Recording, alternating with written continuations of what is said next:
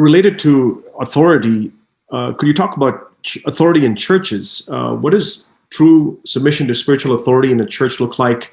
And how do you know how can one know if the authority being imposed within a church is a controlling type of authority? The Bible says we must be subject to the elders in a church. 1 Peter 5, Hebrews 13, 17, etc. But again, above the elder is God. So if an elder tells you to do something which God tells you not to do, you listen to God. Or if an elder tries to control your life that takes you away from the control of God, don't listen to him, because God must be head. Christ is your head, not an elder. And where does the elder have authority? In the church.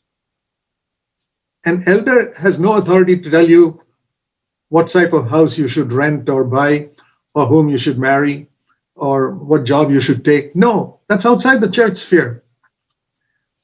If you have confidence in him, you can take his advice. There's a lot of difference between submitting to an elder and having confidence in an elder.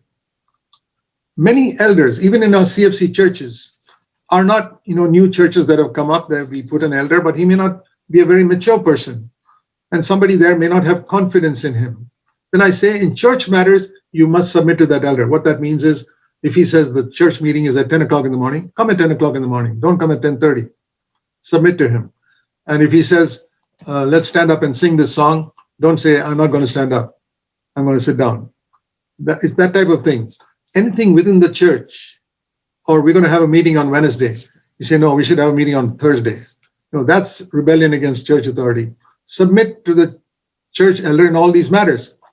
But if he tells you personal things like what job you should take, whom you should marry, what house you should rent, etc., you don't have to listen to him if you don't have confidence in him. Confidence cannot be forced. That comes automatically. You see a godly man and you say, boy, it's for my protection to take his advice. Then you will take his advice.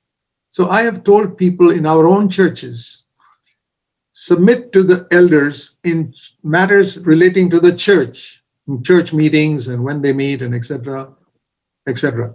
But in matters that are not related to the church, you can take his advice if you have confidence in him. If you don't have confidence in him, consult another elder in some other place, another country perhaps, in whom you have confidence, so that you can get good advice. You don't have to have confidence in your local elder, but you must submit to your local elder in church matters.